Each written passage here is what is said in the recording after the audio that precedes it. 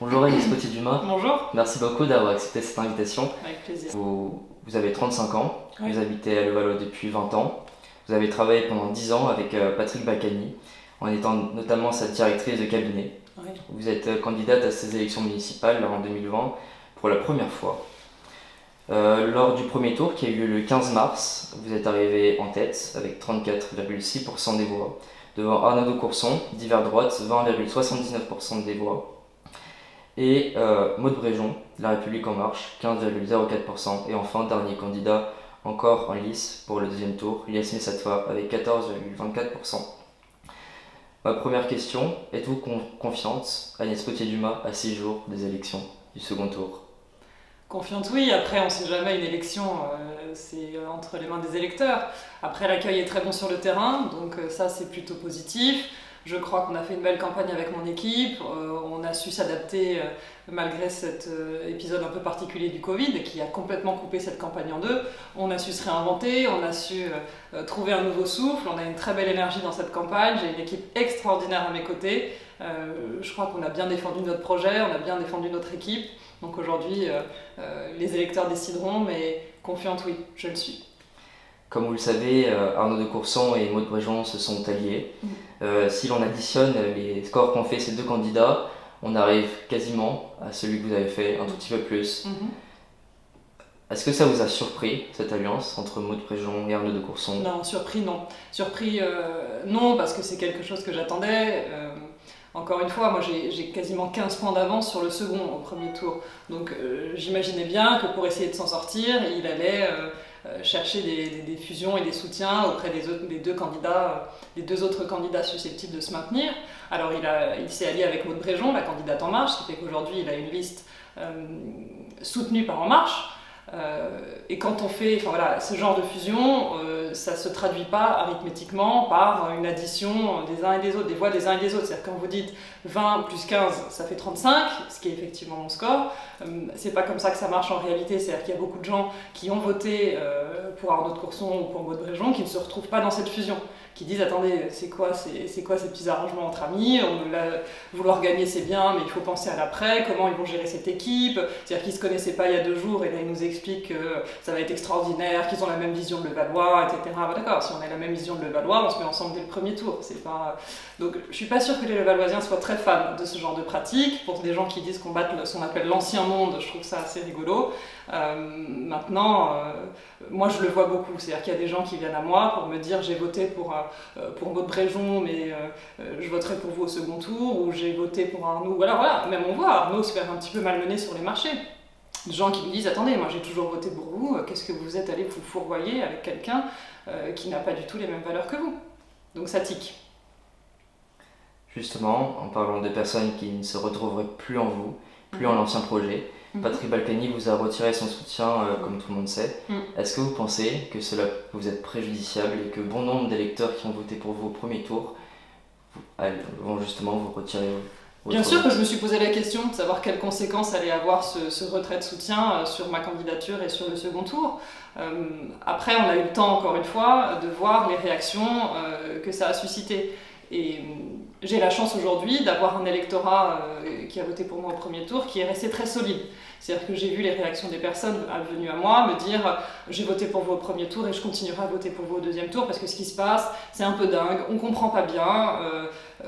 Après moi j'ai beaucoup expliqué quelle était la raison de cette perte de soutien, je l'ai redit sur le plateau de France 3, j'ai expliqué que c'était le point de rupture, c'était toujours cette histoire de contrat que j'avais refusé de faire à Patrick et Isabelle Balkany, et ça les gens le comprennent.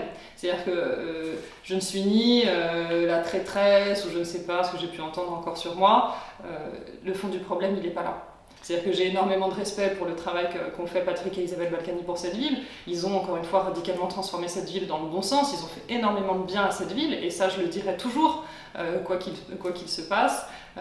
Mais voilà, continuer avec des contrats, c'était inenvisageable. Donc cette perte de soutien, bien sûr qu'elle pourra peut-être me faire perdre quelques voix, je l'entends, et il y a peut-être des personnes qui diront bah, dans ces conditions-là, c'est plus ma candidate, mais à l'inverse, ça m'en fait aussi gagner. Parce qu'il y avait beaucoup de personnes à Levallois qui s'interrogeaient justement sur ma capacité à être pleinement indépendante et à être moi-même maire sans être la fameuse marionnette de quelqu'un. Et ça, pour le coup, je pense qu'il ils ont eu la réponse qu'ils attendaient.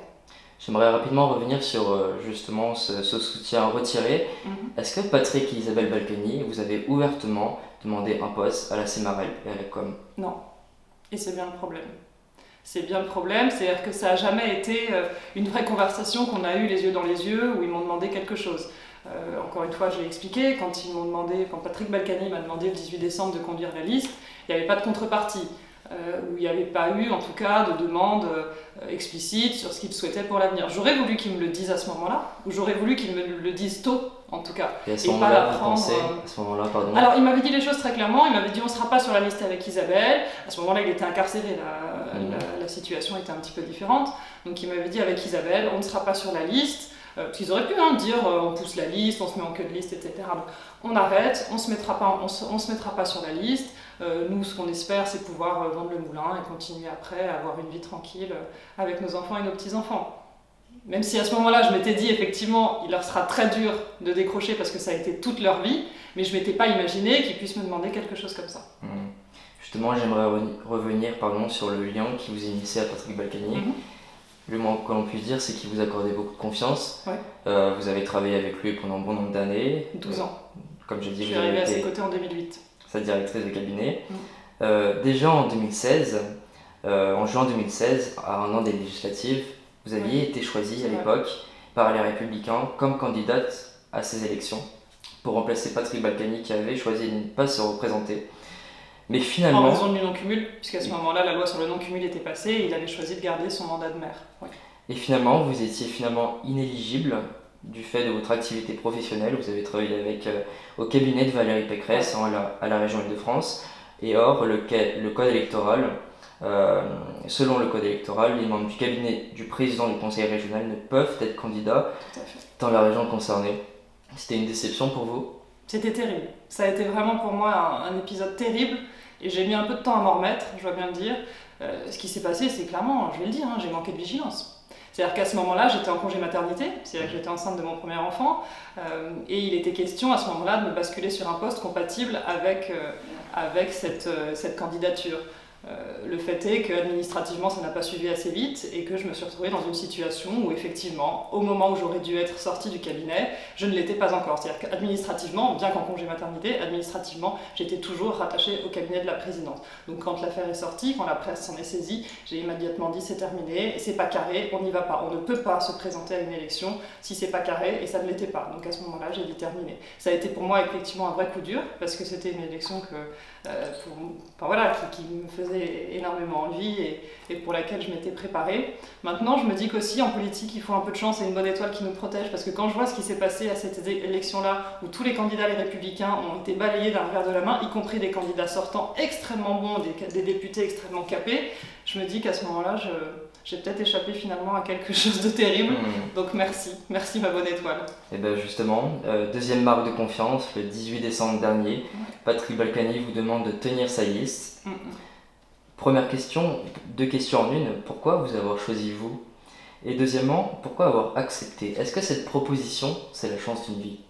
Oui, c'est une vraie chance, bien sûr.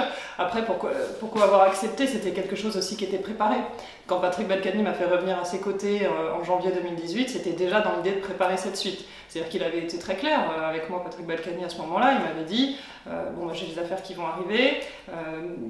À un moment donné, ça s'arrêtera pour moi, je ne pourrai plus être maire. Alors dans sa tête c'était un peu plus tard, mais bon, le fait est que c'est aujourd'hui. Donc il m'a dit venez à mes côtés, je vous montrerai au cabinet le fonctionnement de toute la maison, tous les services. C'est vrai qu'au cabinet on voit la voirie, l'enfance, la petite enfance, le sport, la culture, on balaye vraiment tous les champs de l'action municipale.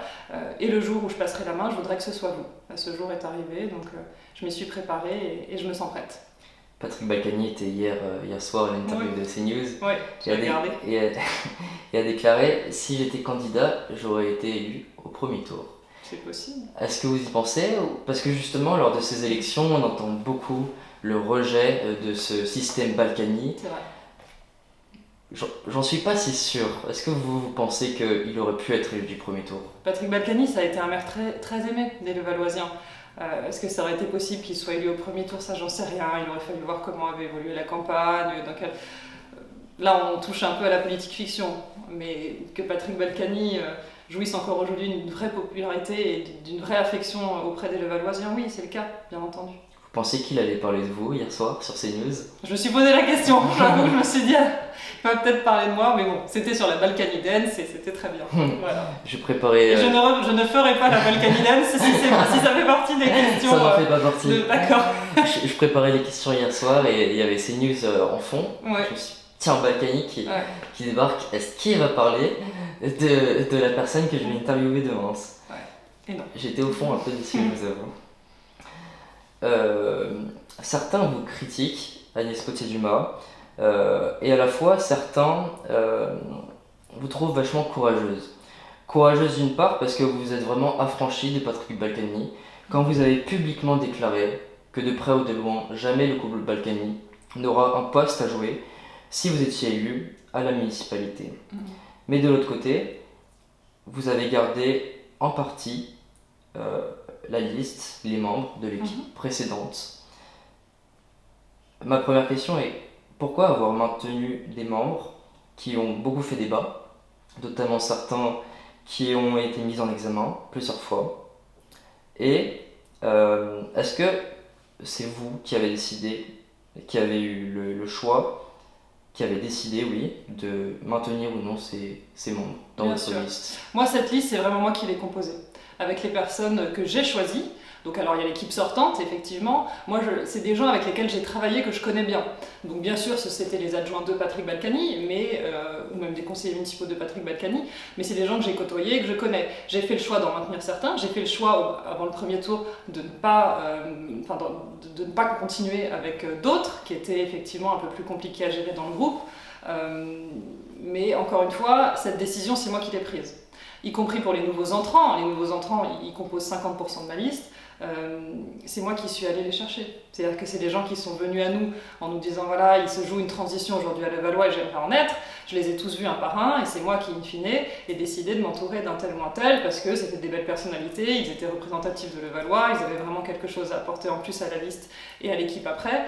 Donc ça, là-dessus, il n'y a aucun souci. Je les connais tous individuellement et un par un. Je sais ce qu'ils valent, je sais ce qu'ils ont dans le cœur et je sais que ce seront des personnes bien. Preuve en est, quand ça a tangué au moment où Patrick Balkany m'a enlevé son soutien, l'équipe est restée très solide et soudée autour de moi. Si ça avait été une liste de personnes que je ne connaissais pas ou qui auraient été choisies par l'un ou l'autre, ça aurait éclaté. J'ai une journaliste d'ailleurs hier qui m'a dit au téléphone, je pensais que ça éclaterait. Non, ça n'a pas éclaté justement. Après, le choix de garder les uns ou les autres, moi je m'entoure d'hommes et de femmes de valeur. C'est ça qui m'importe aujourd'hui. C'est-à-dire que je sais que les élus ou les personnes auxquelles vous avez fait référence subtilement sont des élus de qualité, qui bénéficient aujourd'hui d'ailleurs de la présomption d'innocence. Et c'est ça qui... Voilà, moi je fais de la politique. Après, la justice fera le reste. Là, aujourd'hui, ça ne m'intéresse pas. Est-ce que vous regrettez, est-ce que cela vous dérange qu'aujourd'hui votre nom soit systématiquement associé à celui de Balkany? Non, parce qu'encore une fois, moi je sais d'où je viens et j'ai jamais cherché à le cacher. Non, ça ne me dérange pas du tout. Justement, quand on dit que vous êtes le produit Balkany et que sans lui, vous ne seriez pas là aujourd'hui, est-ce que vous... C'est peut-être un peu misogyne de dire ça. Et c'est-à-dire qu'on n'aurait peut-être pas dit ça d'un homme. Maintenant, encore une fois, moi je l'assume complètement d'où je viens et je sais que je lui dois beaucoup. Bien sûr que je dois beaucoup à Patrick Balkany. C'est lui qui m'a fait confiance, c'est lui qui m'a donné cette chance-là. Maintenant, ma chance, je l'ai prise. J'ai pris aussi mon indépendance, j'y tenais beaucoup. Parce que devoir beaucoup à quelqu'un, c'est bien, mais après, il faut savoir faire sa route seul, je le crois. Est-ce que s'émanciper de Patrick Balkany, c'est quelque part chercher à trouver une identité différente de la sienne? Non, ça, je sais que j'ai une personnalité très différente de celle de Patrick Balkany. J'ai une journaliste qui m'a dit la semaine dernière, là, quand on s'est vu, avec vous, on passe du cigare au thé vert. Voilà. Bon, encore une fois, là, merci pour le thé vert. La rupture dans le style et dans la personnalité, elle est là. J'ai pas à la surjouer. Il serait très bizarre de ma part d'essayer de copier ou de mimer comment était Patrick Balkany. Ce serait grotesque. Donc non, j'ai jamais cherché à être dans le copier-coller. Ma personnalité, elle est là. J'ai pas eu besoin de surjouer la rupture parce que la rupture, elle est là. Je suis une femme, je suis d'une génération différente et j'ai un style assez différent de celui de Patrick Balkany. Je voudrais vous donner un chiffre. Aujourd'hui, en France, la moyenne d'âge des maires est de 62 ans. Vous en avez 35, quasiment la moitié. C'est un sacré défi. Ouais, ça fera baisser la moyenne d'âge, c'est vrai. Après, là, j'ai pas un sujet en soi. C'est bien évidemment d'avoir une classe politique qui rajeunit, c'est bien pour qu'elle soit plus à l'image de la société française. Maintenant, la crainte quand on parle de l'âge, c'est de se dire oula, elle est jeune, donc elle n'a pas l'expérience. À l'inverse, moi, encore une fois, ça fait 10 ans que je suis dans la maison, donc cette expérience, on ne pourra jamais me dire que je ne l'ai pas. Puis Emmanuel Macron, 39 ans, il Exactement. que c'est la preuve parfaite. C'est ça, je suis en retard. Dernière question sur ces campagnes et comment elles se sont déroulées. Jeudi dernier, une polémique a surgi quand Arnaud de Courson a détourné une photo de vous en faisant référence au nazisme et à la religion d'un de vos colistiers. Et la conversation s'est retrouvée sur les réseaux sociaux. Selon lui, c'était une erreur. Il a écrit un communiqué dénonçant une instrumentalisation de son erreur. Agnès Potier-Dumas, ces justifications vous ont-elles convaincu et pourquoi ? On touche vraiment là à quelque chose que j'aime pas du tout en politique. C'est vraiment... ça fait pas honneur à la vie politique française et ça agace beaucoup. Ça agace beaucoup les électeurs. Donc, ce qui s'est passé, c'est même pas une photo qu'il a publiée, c'est une capture d'écran qu'il a faite lui-même. C'est une image qui est extraite de mon clip de campagne. Donc, il a regardé mon clip de campagne, il a vu cette image, il a fait un arrêt sur image, il a fait une capture d'écran et il l'a diffusée après auprès de je ne sais qui, en mettant un commentaire effectivement totalement déplacé faisant référence au nazisme, alors même que sur cette même capture d'écran, il y a mon second liste, David Xavier Weiss, dont les deux grands-pères ont été déportés en camp de concentration. Donc c'était vraiment un truc... lui m'explique que c'était une bonne blague. Bon, s'il trouve que les blagues sur les scènes du nazisme sont drôles, grand bien lui fasse, mais après le communiqué qu'il a fait, c'était même pire que ça. Le communiqué qu'il a fait après a expliqué qu'en fait non, c'était pas de lui, c'était de quelqu'un d'autre et qu'il l'envoyait à son directeur de campagne pour dire qu'il fallait surtout pas que cette photo circule. C'était un gros mensonge, pardon, mais c'était un gros mensonge. Pourquoi ? Parce que avant même de faire ce communiqué, il m'avait expliqué par texto que c'était une erreur et qu'il n'a pas compris comment cette capture d'écran qu'il a faite, c'était avec le commentaire nauséabond derrière, s'était retrouvée chez une de mes militantes. Bon, voilà, il se débrouille comme il veut avec ses justifications. Moi, j'ai trouvé que c'était extrêmement grave. J'ai jamais réagi à aucune attaque qui m'avait été adressée ou à aucun coup bas ou à aucun... Là, j'ai trouvé que c'était beaucoup trop grave. Un, parce que ça faisait référence à des choses épouvantables dont on ne peut pas rire. À mon sens, on ne peut pas rire de ça. Et deux, parce que je ne savais absolument pas quel était dans quelle mesure ça avait circulé. Vous l'avez eu de vive voix aussi, Arnaud de Courson ? Oui, bien sûr, je l'ai eu de vive voix. Ils sont empêtrés dans des explications pas très convaincantes, en m'expliquant qu'il avait voulu faire une blague demain matin à un ami et que ça s'était retrouvé, je ne sais comment, chez une de mes militantes. Bon, écoutez, voilà. Je voudrais passer à un autre sujet, à m'intéresser à vos engagements. J'ai réalisé hier un petit clip vidéo. Je suis allé à la rencontre de certains Levalloisiens qui avaient des questions à vous poser. Je propose de regarder la vidéo et de répondre à leurs questions. C'est bon.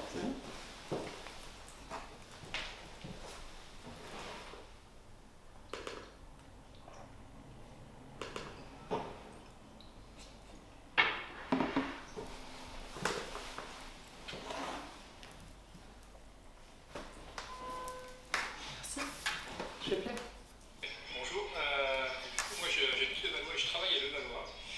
Et ce que j'aimerais savoir, c'est si vous étiez élu, comment feriez-vous, ou est-ce que vous avez prévu de diminuer de manière assez forte la présence de la voiture à Levallois et surtout la circulation de transit qui pollue la vie des gens qui habitent et qui travaillent à Levallois. Voilà. Alors j'aimerais savoir quelle sera l'action du futur maire de Levallois pour réduire l'emprise des voitures en surface et notamment pour favoriser les déplacements plus écologiques et plus respectueux de l'environnement et qu'il y ait moins de pollution à Levallois. Donc, madame, c'est au sujet donc, des pistes cyclables et de la circulation automobile à Levallois. Donc je sais qu'il sera difficile, sauf sur certaines artères de Bézan, Neuilly, Levallois, effectivement, comme je l'ai déjà aperçu, de favoriser un peu la bicyclette. Il serait peut-être bien aussi de réduire la vitesse dans le centre-ville, car en bicyclette, on est obligé de raser les voitures pour les laisser passer. Donc un petit souci, le vélo à Levallois, tout en ne contraignant pas les voitures. Ouais, c'est très vélo circulation. Ça, c'était les 3 premières questions. Il y en a d'autres. Je voulais d'abord regarder celle-ci. Qu'est-ce que vous pouvez leur répondre, notamment à la fin, le monsieur qui nous parlait d'abaisser la vitesse, par exemple à 20, 30 km/h. Je sais que c'est déjà le cas dans certains endroits, notamment près du marché. Pourriez-vous le généraliser? Bien sûr qu'on pourrait. Après, moi, la manière dont je veux avancer sur cette problématique de la circulation, qui est effectivement une vraie problématique, c'est vrai qu'à Levallois, on a une ville très dense, avec des rues très étroites, et on a énormément de flux de circulation. Moi, ce que j'ai annoncé dans mon programme dès le début de cette campagne, c'est que je voudrais revoir globalement le plan de circulation.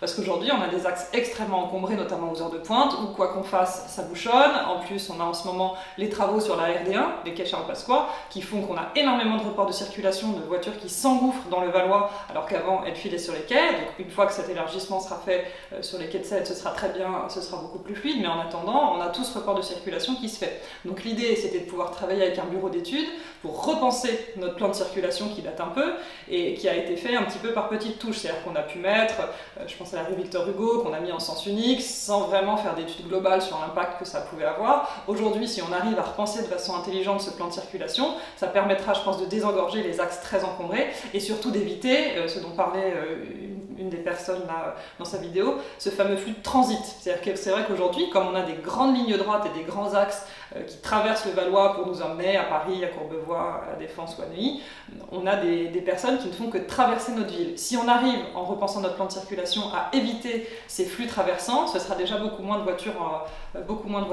dans les rues de Levallois. Après, sur les pistes cyclables, c'est effectivement dans le cadre de ce plan de circulation repensé qu'on pourra décider de la pérennisation de certaines pistes cyclables. Là, vous voyez qu'on en a mis certaines, on en a tracé certaines en provisoire, c'est-à-dire qu'elles sont aujourd'hui en jaune.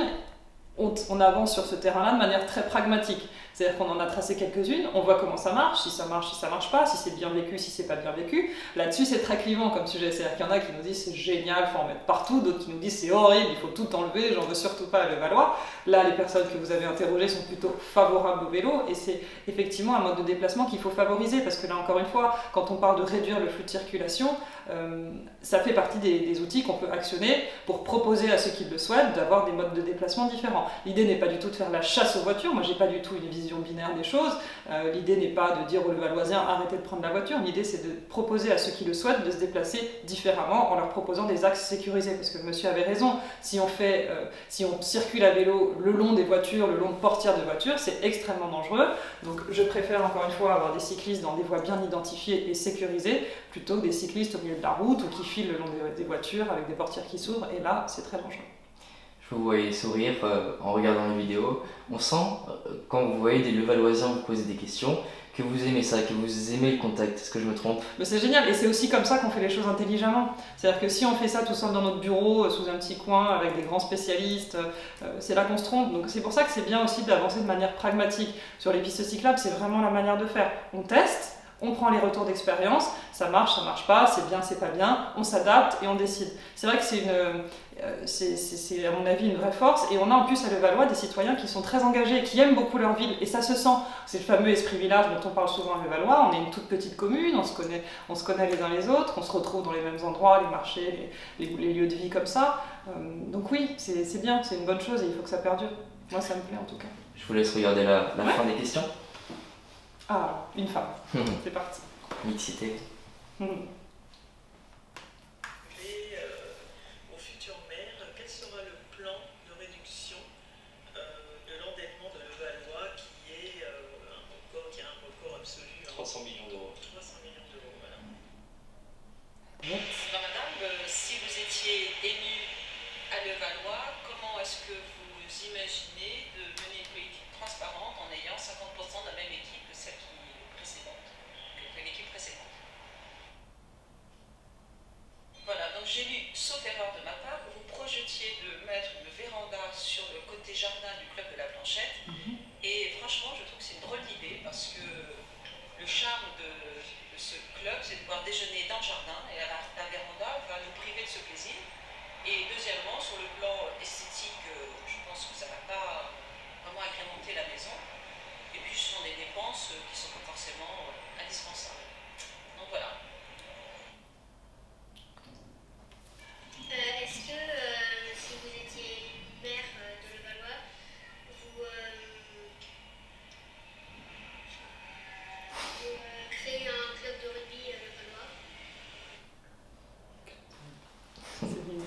Oui.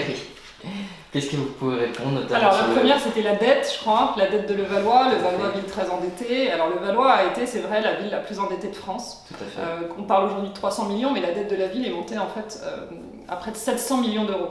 Quand les axes sont sortis de terre, la ville s'est énormément endettée pour financer ces grandes constructions. Aujourd'hui, en face de cette dette, on a des équipements publics qui sont sortis de terre. Ce sont nos écoles, ce sont nos parkings, c'est le conservatoire, c'est le centre aquatique, c'est nos centres de loisirs. Tout ça, aujourd'hui, c'est le patrimoine des Levalloisiens.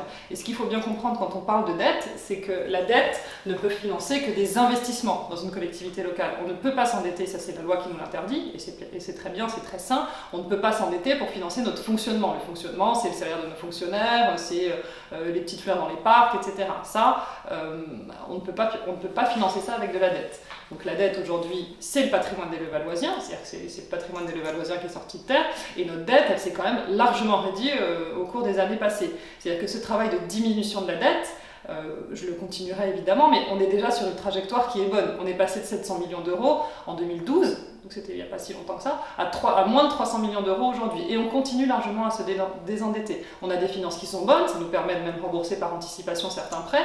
Fin 2019, on a remboursé par anticipation à près de 7 millions d'euros, donc c'est une bonne chose. Encore une fois, on a géré d'une situation qui est saine et qui est bonne. Donc on poursuivra ce travail de désendettement, mais encore une fois, la dette n'est pas une mauvaise chose en soi. C'est-à-dire que la dette, on la prend, on la contracte pour pouvoir investir.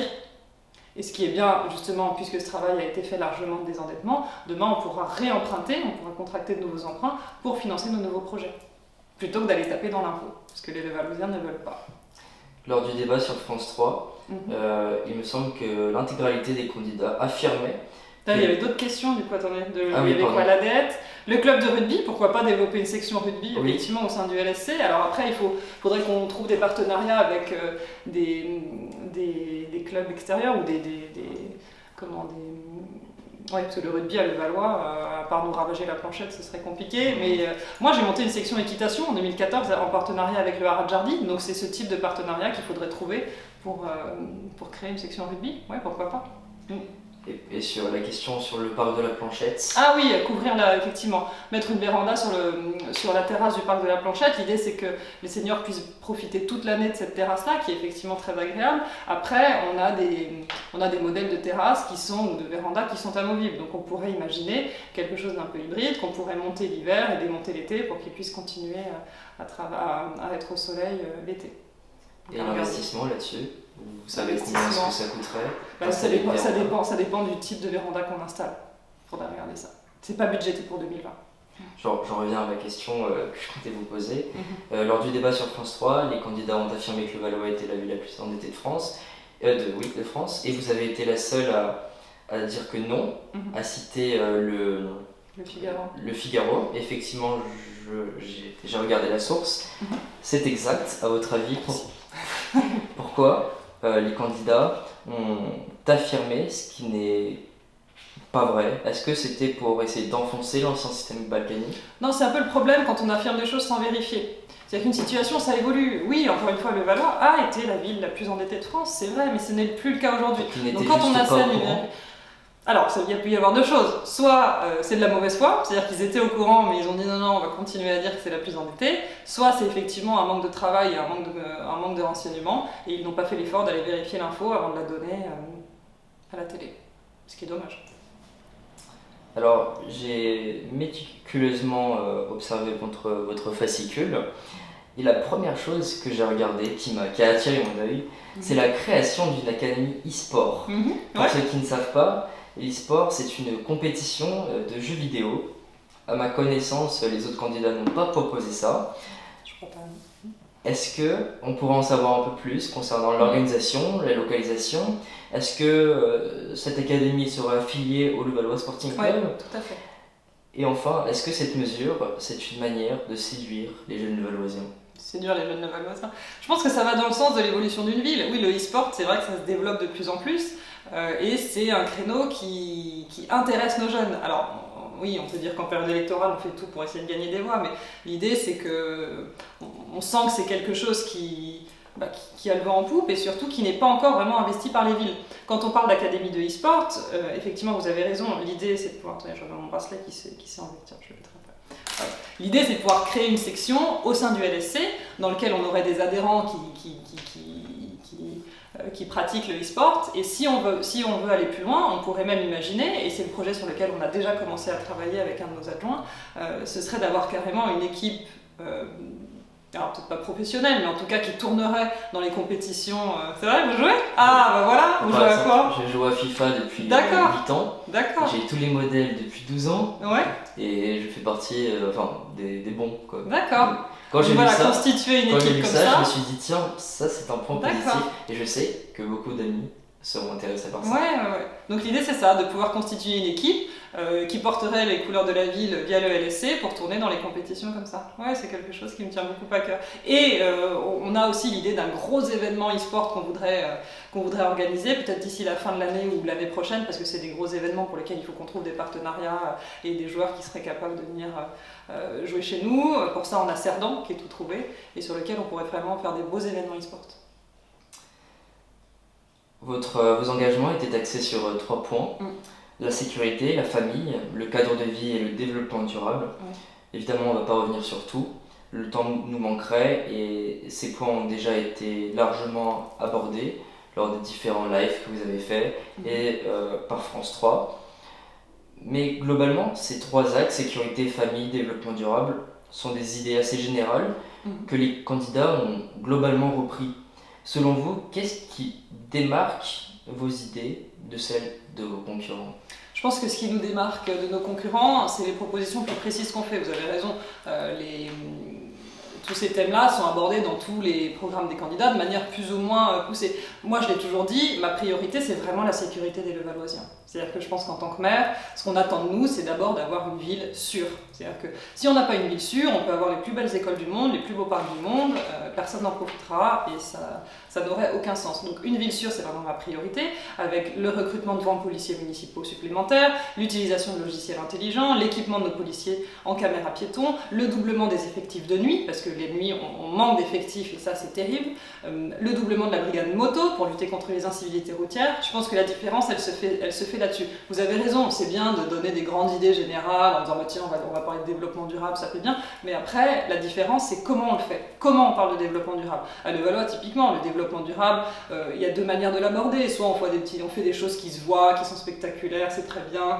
Ce qui se voit, c'est par exemple verdir. Verdir, on le dit, c'est bien. Moi, j'ai un plan de végétalisation des toitures, en commençant par les bâtiments municipaux que je souhaite mettre en œuvre. On veut aussi verdir au sol à chaque fois qu'on en aura l'opportunité, mais il y a aussi ce qui se voit beaucoup moins. Quand je parle d'éclairage LED qu'on généralise dans nos bâtiments municipaux ou sur la voirie, quand je parle du réseau de froid auquel je veux raccorder toutes les crèches, parce que dans les crèches, moi je suis maman de jeunes enfants, j'ai mes 2 enfants qui sont passés par la crèche, c'est vrai que l'été il fait chaud et plus on avance, plus on ira vers des étés caniculaires, donc raccorder nos établissements de l'enfance et de la petite enfance à ce réseau de froid pour rafraîchir ces bâtiments plutôt que de mettre des grosses clims, ce qu'on fait en ce moment, qui sont très énergivores, c'est le côté moins glamour mais beaucoup plus efficace du développement durable. Pareil sur le tri des biodéchets, c'est des choses sur lesquelles il faut qu'on avance, et ça c'est vraiment, à mon avis, la différence elle se fait là. C'est qu'encore une fois, moi, l'intérêt d'avoir une équipe sortante qui connaît les dossiers, c'est de savoir quelles sont nos marges de manœuvre et comment on peut avancer.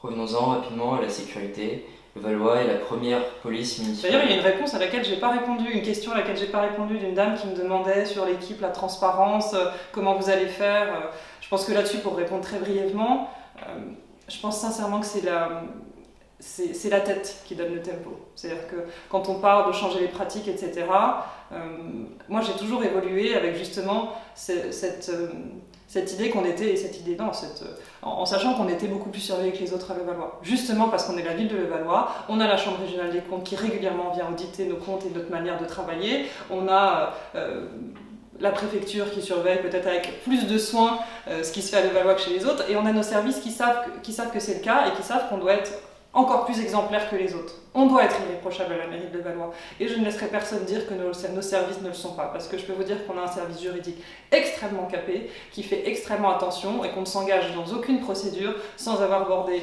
avec notre service juridique et avec les cabinets d'avocats avec lesquels on travaille pour voir si on est carré. Et c'est comme ça qu'on travaille aujourd'hui à la mairie de Levallois et qu'on continuera à travailler demain. J'y veillerai vraiment avec le plus grand soin. Voilà. Arnaud de Courson, pour réduire la dette, parlait de plusieurs mesures, comme par exemple renégocier les contrats de la ville avec des prestataires, ou encore essayer de renégocier les taux d'intérêt qui sont plus élevés à Levallois qu'ailleurs. Est-ce que c'est des mesures que vous pourriez tenir aussi? Là aussi c'est drôle parce qu'en fait cette dette, on l'a déjà renégociée en 2018. Donc cette renégociation, effectivement, les taux étaient meilleurs ces dernières années qu'ils ne l'ont été par le passé. Donc cette renégociation de la dette, on l'a faite. Et il se trouve qu'on a une élue du conseil municipal dans l'opposition qui siège dans le groupe d'Arnaud de Courson, qui nous a expliqué à ce moment-là que cette renégociation, c'était une catastrophe, que ça nous coûtait très cher, qu'on était obligé de le faire parce qu'on avait mal géré hier et qu'on se retrouvait aujourd'hui obligé de la renégocier. Donc on a eu du texte à n'en plus finir au conseil municipal, justement parce qu'en 2018, on a fait cet effort de renégocier cette dette et c'était ce qu'il fallait faire parce qu'effectivement, les taux étaient bien plus intéressant. Donc aujourd'hui, M. de Courson nous explique qu'il va renégocier les taux de la dette. C'est très bien, M. de Courson, sauf que c'est déjà fait et qu'à l'époque, vous nous aviez dit que c'était très mal. Voilà. Donc ce n'est pas faisable à nouveau. Mais on peut toujours refaire le travail qui a été fait précédemment. Et encore une fois, quand j'entends M. de Courson qui nous explique dans un de ses lives qu'il veut augmenter aujourd'hui, on est à 7 ans et demi. C'est-à-dire que la ville de Levallois serait capable de rembourser en 7 ans et demi la dette de la ville. Bon, l'idée, c'est pas évidemment de rembourser en 7 ans et demi, la dette, il faut la faire filer. Mais Arnaud de Courson nous explique qu'il va la renégocier pour faire passer cette durée à 15 ans. Sauf que le seuil d'alerte fixé par la préfecture des Hauts-de-Seine, pas par la préfecture, mais le seuil d'alerte fixé par l'État sur la durée de remboursement de la dette, c'est 12 ans.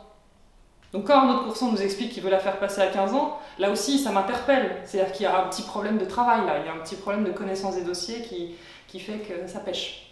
J'en reviens à la sécurité. Levallois est la première police municipale de France.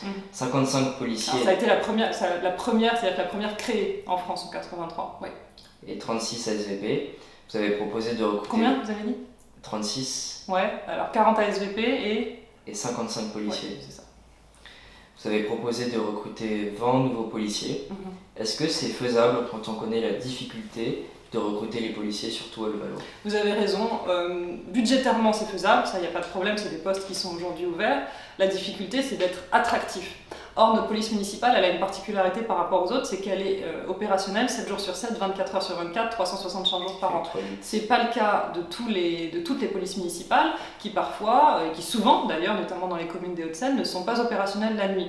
Donc nous, quand on veut recruter, on sait qu'il faudra recruter des agents qui seront capables et qui seront volontaires pour travailler la nuit. C'est vrai qu'on a un vrai travail d'attractivité à faire, qu'il y a une vraie guerre des polices municipales qui se fait, où on s'échange un peu nos agents, où on se fait débaucher nos agents, notamment parce qu'à Levallois, on sait que nos agents sont bien formés. C'est-à-dire qu'on sait que les policiers municipaux qui passent par Levallois sont des bons agents qu'on forme, ils sont formés au tir, ils ont de la formation continue, ils sont bien équipés. Donc bien sûr qu'il faudra qu'on l'enjeu demain, ce sera un vrai enjeu RH de pouvoir les garder, les fidéliser et redevenir attractifs par rapport aux autres communes. Aujourd'hui, la majorité des problèmes à Levallois sont dans la zone Sud-Ouest, quartier Alsace, avec notamment des trafics de drogue, des vols, des agressions. On sait qu'il y a des bandes dans le coin. Les SMESATFA proposaient un poste de police mobile. Vous avez trouvé, je vous cite, vous avez trouvé ça, que c'était une aberration. Et Arnaud de Courson proposait un poste de police implanté dans le quartier Alsace. Vous avez proposé des solutions, mais à ma connaissance, pas de poste de police dans ce quartier. Pourquoi ? Le poste de police, si c'est pour avoir des effectifs dans le poste de police, ça n'a aucun intérêt. Les policiers, il faut qu'ils soient sur le terrain. Donc aujourd'hui, on a un poste de police municipal qui est rue Kléber, et l'enjeu, c'est pas de créer un deuxième poste de police avec des policiers à l'intérieur d'un poste de police, mais moi je pense que l'enjeu, c'est de les avoir dehors, sur le terrain. Et c'est d'ailleurs ce que nous demandent les administrés. On nous dit, on ne voit pas la police. Si c'est pour les voir à l'intérieur d'un deuxième commissariat, ça n'a aucun intérêt. Ce qui compte en matière de sécurité, c'est le terrain et le terrain. Aujourd'hui, l'enjeu, c'est encore une fois de recruter ces effectifs supplémentaires, notamment pour doubler les brigades de nuit. Aujourd'hui, on n'a qu'une seule brigade de nuit qui est opérationnelle, c'est-à-dire que si elle est appelée sur un coin de Levallois, vous appelez 5 minutes après pour lui demander de venir sur un autre point, elle ne peut pas. Donc avoir à minima 2 brigades de nuit pour pouvoir être en permanence sur le terrain, ça j'y tiens énormément. Mais un poste en dur pour accueillir les gens, à mon avis, c'est pas ce qui réglera les problèmes. Alors oui, encore une fois, c'est toujours l'enjeu ou c'est toujours la tentation de faire quelque chose de visible en disant voilà, comme ça c'est visible, ça règle le problème, et je pourrais dire que j'ai mis mon poste de police municipale. D'accord, mais ça ne réglera pas les problèmes. Et quand vous parlez du quartier Alsace, il y a un autre quartier sur lequel je veux apporter une vigilance vraiment particulière, c'est Pompidou et les quais de Seine. Parce que je sais que là aussi il y a des désordres qu'il faut résoudre. À ce sujet, Arnaud de Courson voulait instaurer une fermeture qui pourrait avoir lieu entre 10h et minuit. Vous y êtes formellement opposé. Comment alors régler les nuisances sonores? Mais là aussi, c'est de la présence. C'est-à-dire que c'est dramatique de se dire j'arrive pas à résoudre le problème, donc je ferme, je veux plus personne, et on ferme les quais de Seine la nuit parce qu'au moins il y aura plus de problème et on n'aura plus à les gérer. Déjà, budgétairement, c'est un énorme investissement. Il faut regarder si légalement c'est possible, ça c'est une question qu'il faut vraiment se poser. La fermeture des quais de Seine, parce qu'on est quand même en zone inondable, donc fermer comme ça un site en zone inondable, il faut vérifier si c'est légalement possible. J'ai pas la réponse, mais il faut poser la question. Et encore une fois, là aussi, fermer et dire bon voilà, du coup plus personne ne profite des quais de Seine, plus personne ne profite de cet espace l'été, je trouve que c'est dommage. Dernière question concernant la sécurité. Vous proposez d'équiper tous les policiers municipaux avec des caméras piétons. Quel est l'intérêt? Est-ce aussi, dans le contexte actuel, d'éviter des violences policières? C'est surtout aussi pour protéger nos policiers lorsqu'il y a des interpellations qui se font. Parfois, c'est vrai, il y a des interpellations un peu musclées parce qu'on a des individus en face qui n'hésitent pas à aller un peu au contact, on va dire les choses. Donc après, c'est parole contre parole. C'est-à-dire si ça tourne mal, ou si on a vraiment une interpellation qui se passe dans des conditions difficiles, ou pour nos effectifs, ou pour les individus interpellés, il faut savoir ce qui s'est passé. Et avoir autre chose que la parole du policier contre la parole de l'individu interpellé. Une caméra piéton, ça règle le problème. On voit si notre policier s'était insulté, on voit si effectivement il est allé trop loin, c'est possible. Parfois, effectivement, il peut y avoir des dérapages, mais au moins on sait ce qui s'est passé. Et on arrête avec les policiers sont les méchants, on arrête. Ça, pour moi, c'est impossible. On quitte la sécurité pour aborder une question un peu plus générale, classique. Selon vous, qu'est-ce qu'un bon maire? Ça, c'est une vraie question. Un bon maire, c'est un maire qui est à l'écoute et qui connaît sa ville. C'est-à-dire que c'est un maire qui anticipe les besoins, qui n'est pas doctrinaire, qui ne se dit pas j'ai raison tout seul, mais qui écoute, qui sent ce qui se passe, qui comprend qu'une ville ça évolue et qui arrive à évoluer avec sa ville. D'où l'intérêt d'être vraiment à l'écoute et d'être conscient de ce qui se passe. On me dit beaucoup, Patrick Balkany était un maire de terrain, mais bien sûr que c'est comme ça qu'on est un bon maire. Vous le savez aussi? Oui. Moi j'habite à Levallois, je vis à Levallois, mes enfants sont scolarisés à Levallois, j'ai toute ma vie ici, donc bien sûr que je serai un maire de terrain. Le prix du mètre carré à Levallois augmente de plus en plus. Est-ce qu'on peut dire que Levallois devient, à l'instar de Neuilly, la ville des riches?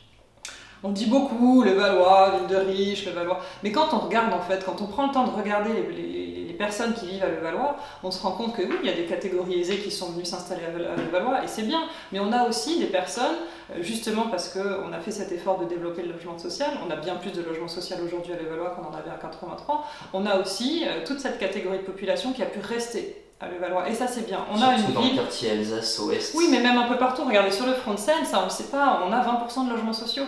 Justement, il y a eu, effectivement, on a notre quartier HLM historique, mais dans les constructions qui sont sorties de terre plus récemment, il y a du logement social qui a été fait. Et aujourd'hui, je mets quiconque au défi de pointer du doigt les logements sociaux à Levallois qui ont été créés récemment, parce qu'on a fait du beau, ça a été toujours le parti pris de la majorité municipale, de faire des logements sociaux où les gens sont fiers, dans lesquels les gens sont fiers de vivre, dans lesquels les gens sont mélangés aux autres catégories de population. La vraie mixité, c'est celle-ci. Donc Levallois, le côté Levallois, ville de riches, c'est une vision tronquée. Oui, il y a des gens très aisés qui vivent à Levallois, et tant mieux, mais il y a aussi des personnes plus modestes qui ont continué à vivre à Levallois, et c'est très bien. C'est ça la vraie mixité.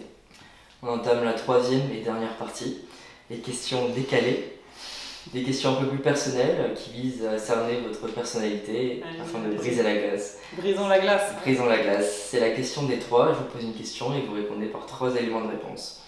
Première question, si vous deviez me donner 3 de vos qualités, lesquelles ce seraient? C'est hyper dur ça de donner mes qualités. Je pense que je suis une personne franche. C'est-à-dire que je ne m'embarque pas à essayer de dire ce que je ne pense pas, etc. Donc la franchise, le courage, je l'ai peut-être, je crois, prouvé dans cette campagne. La rigueur. Ouais, la rigueur, oui, c'est vrai. Alors c'est peut-être à double tranchant, faut pas être trop rigide non plus. Strict. Mais non, le travail, je crois que j'ai une vraie force de travail, j'ai une vraie capacité de travail. Encore plus difficile, 3 de vos défauts. Je sais que dans une des précédentes interviews, vous avez dit le fait que vous paraissez parfois froide, inaccessible. Oui, effectivement, j'ai une image, je peux avoir une image un peu froide, d'où l'intérêt de briser la glace. Mais Alors j'ai un défaut qui peut être assez féminin, que les hommes n'ont pas, c'est cette capacité, cette angoisse de me dire est-ce que je vais y arriver, est-ce que je suis au niveau, est-ce que je suis capable. Donc Ça en fait un.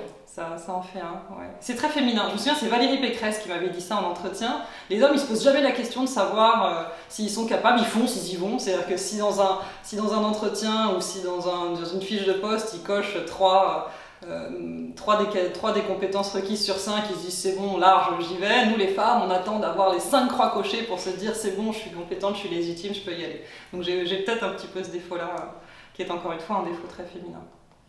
Et puis j'ai aussi, autre défaut assez féminin, j'ai peut-être cette culpabilité un peu permanente quand on est mère, et quand on est mère, maman en fait, et qu'on travaille, on est toujours un peu entre l'enclume et le marteau, c'est-à-dire quand on est au boulot, on se dit mon Dieu, je m'occupe pas de mes enfants, et quand on est avec nos enfants, on se dit mon Dieu, faudrait que je sois au travail pour montrer que les mamans peuvent aussi être aussi opérationnelles que les hommes, etc. Donc j'ai peut-être cette culpabilité parfois qui m'encombre et qui me... Vos enfants étaient bien encadrés à la crèche, vous avez eu la chance, il n'y a pas beaucoup de place. Ouais. On aurait pu en parler, mais on n'avait pas le temps. D'autres sujets qui ont déjà été abordés précédemment. On continue, vos 3 chansons préférées. Ah non, là c'est impossible de le dire, je me ferais lyncher par mon directeur de campagne. J'ai vraiment pas des bons goûts musicaux. Moi j'aime bien la bonne musique bien commerciale, vous voyez. C'est ça qui me met la pêche le matin. Le Donc, directeur commercial est juste à côté. Non, c'est pas mon directeur de campagne, pas mon directeur commercial. Est-ce que vous l'autorisez à répondre sur cette Ah, ça c'est moi qui me mets je m'auto-censure. Voilà. Ok, c'est pas grave. Avant-dernière question, les 3 objets que vous emmèneriez sur une île déserte. Alors moi